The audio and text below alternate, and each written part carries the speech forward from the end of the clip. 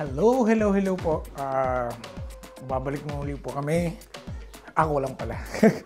So, dito po tayo ngayon sa living room. So, magkukwentuhan lang tayo ngayon. So ngayon, pag-uusapan naman natin yung bago kami nakarating dito sa Canada. So, yung difference lang ng buhay namin nung nasa Middle East pa kami, sa UAE, Abu Dhabi, UAE.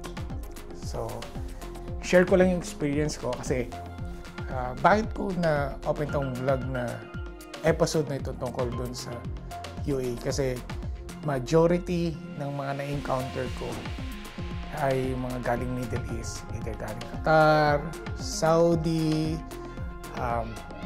and then the Middle East. So, ngayon, mag-uusap tayo, kukwento ko lang sa inyo yung buhay namin sa Abu Dhabi, differences, compare dito,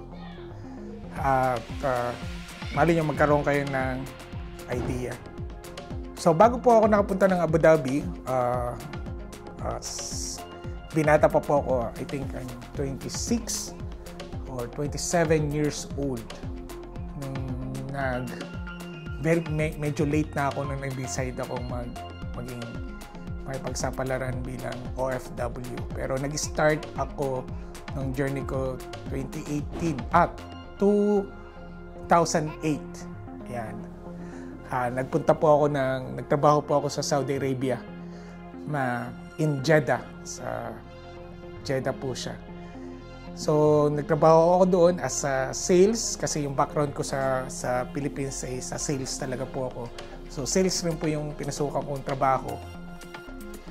I think ang sweldo ko doon sa Saudi is 2,500 riyals. Tapos, libre na yung accommodation, transportation. So, ikaw na lang bahala sa pagkain mo. Paano mo babudgetin yung pagkain mo. So, bata pa ako noon. Maraming culture shock, syempre. Mga kwento-kwento, huwag kang titingin sa mga babae, direkta, something ganun. Pero, pagdating ko naman, hindi naman ganun talaga. Medyo exaggerated lang. For 4 years, doon ako sa Jeddah. Jeddah kasi is parang semi-open siya, unlike yung Riyadh. Riyadh yung kasi yung pinaka-capital ng Saudi Arabia na medyo conservative that time. Iba na kasi ngayon. Doon nakaipon ako, although binata naman ako. So kung ano-ano na lang yung mga binibili ko, gadgets, something ganun, kasi wala naman akong responsibilidad. Nagpapadala lang ako pag humingi yung mga magulang ko. So parang akin lang talaga. And then wala akong balak matutong mag-Arabic. Pero napilitan ako o talagang natutunan ko na rin kasi nga karamihan sa mga locals ay hindi marunong mag-English. Kung marunong man, talagang broken English talaga. So you have no choice to understand them at makapagsalita ka. Pero hindi naman ako fluent, pero nakakaintindi ako ng Arabic. Then after 4 years, I decided na tama na, parang gusto ko nang mag-iba ng experience. So lumipat, I decided na mag-cross country ako sa Abu Dhabi. May friend ako which is my schoolmate, batchmate, kasama ko rin siya sa organization ng college, and siya yung nag-asikaso sa akin ng yung tourist visa pa. So hindi na ako umuwi ng Pilipinas, dumiretso na ako doon. Kasi that time medyo mahirap pang paggaling kang Pilipinas going to Dubai or UAE or Abu Dhabi, marami pang documents. Unlike kung galing kang Saudi Arabia, wala kang problema nun. And then that was April 1, 2012 nung nakatapa ako ng Abu Dhabi. So parang ako nakawala sa parang bagong laya kasi talagang open. Parang ka lang nasa Pilipinas. So, although may mga konting restriction, pero talagang nakakain ka na ng karne, yung mga different kind of restaurant, makakain mo na kasi sa, alam nyo na, sa that time, sa Jeddah is very limited lang. Walang masyadong pagpipilian. So, ibang-iba doon, syempre, and then doon ko na na-meet yung asawa ko ngayon. So, doon kami nagkakilala until mag-asawa kami. Mabilis lang yung aming love story because I met her pagdating ko kasi katrabaho siya ng friend ko na tumulong sa akin ng visa. Tapos every lakad, every namin, mga banding is kasama siya. And then, ayun nga, ligawan. Nag-propose ako in the same year, November 27, which is her birthday, November 27. Nag-propose ako sa Chili's restaurant sa harap ng maraming tao. Lumod-load ako noon. Tapos, fast forward, after, that was 2012, then pagka next year, June 2013, kinasal kami, civil, and then November 5, on the same year, umuwi kami ng Pilipinas para magpakasal sa church sa Davao. So, balik uli kami ng Abu Dhabi, and then balak naming magkaroon ng pamilya. So, it was pagka-December, nalaman namin na buntis ang asawa ko. So, that time kasi magkahiwalay pa kami, hindi kami nag-live-in. So, may boarding house, nagre-rent siya, tapos nagre-rent rin ako. Pero, maliit lang ang Abu Dhabi, yung main downtown kasi medyo, naman siya, very accessible, lalakarin mo lang. Fast forward, and then, kinasal kami, pasok tayo sa mga accommodation. And reality sa Abu Dhabi kasi is 40% in the Middle East, most especially in Dubai and Abu Dhabi, kasi yan yung pinaka-known. 40% of your salary goes to accommodation. Napakamahal na accommodation. And na-experience namin mag-asawa na, ako personally, na-experience ko na yung bed space, yung double deck. So sa taas ako kasi mas mura, kasi kung sa baba is mahal. So pag sa taas is 500, sa baba 600 dirhams. So kung i-round up mo, 5,000 sa taas, 6,000 sa baba, something ganun. Tapos sa isang room, ilang double deck yung 1, 2, 3, 4, 5, 6. Ilang kaming tao? More than 10. Sa isang room, maliit na room. Tapos with attached bathroom. So talagang mag-share kayo kung same kayo ng schedule. Kung pang umaga ka, halos lahat kayo pang umaga, di pipila ka talaga, either maligo ka na sa gabi or gising ka ng napakaaga para maligo, kasi kung late ka nang magising at halos sabay-sabay, baka malate ka.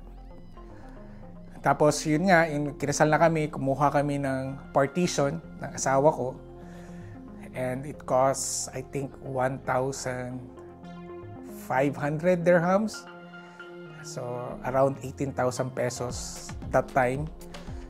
Maliit lang yun. Isang room na maliit na room na hinati.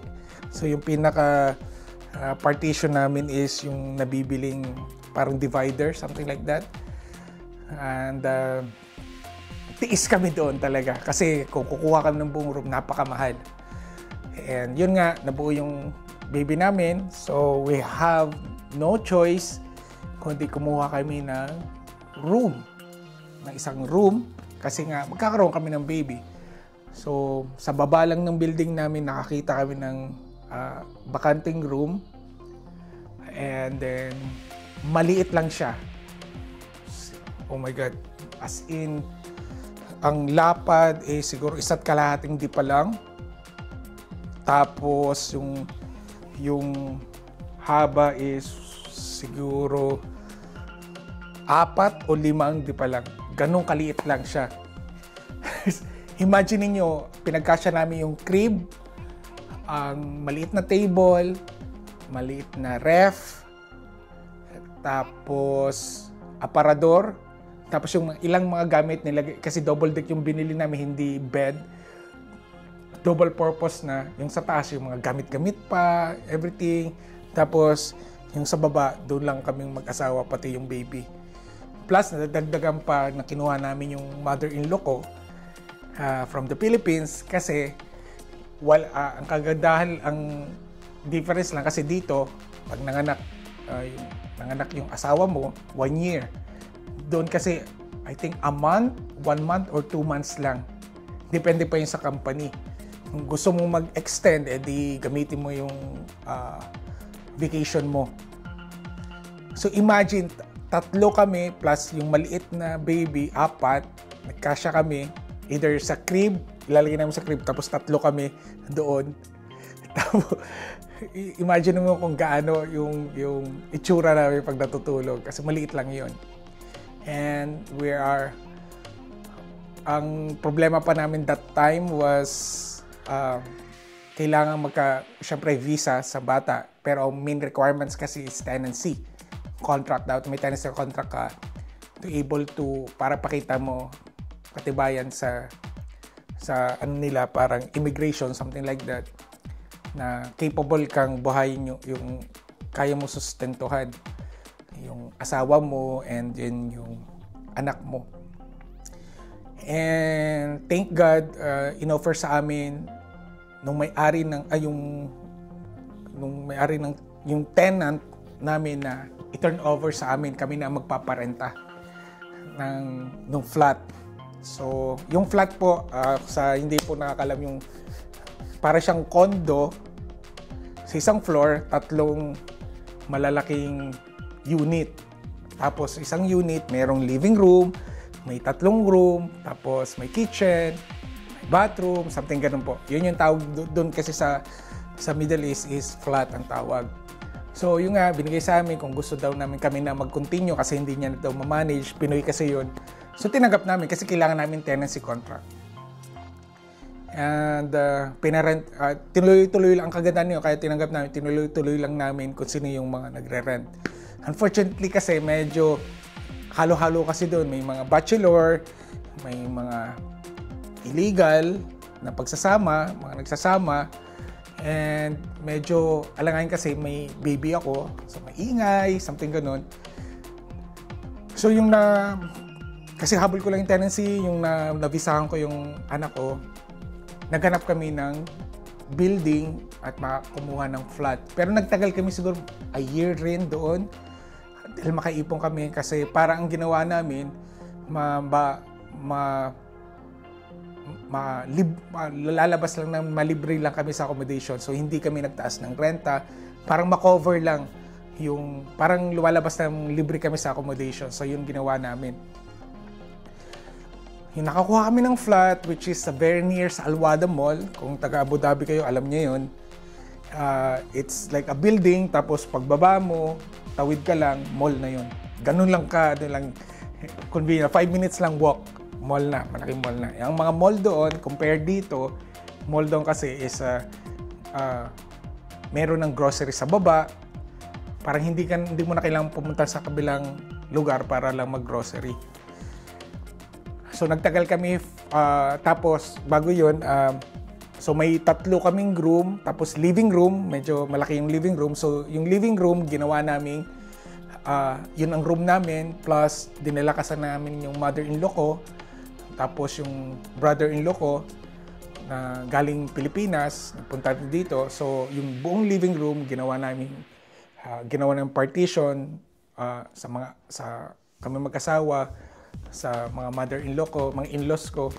Tapos yung mga room is pinarenta ko. But hindi ako tumanggap ng bachelor, kundi per family, per room. So, ibig sabihin, mag-asawa lang. Or, barkada, 2. So, may nag-rent sa akin ng attached bathroom, which is 2 nurse na babae. Kasama rin namin sa church. So, tinanggap namin yun. Pinarenta namin siguro. If I'm not mistaken, 2,500 dirhams yata o 3,000 dirham. So, around 30,000 pesos, 35,000 pesos in that rate, that year.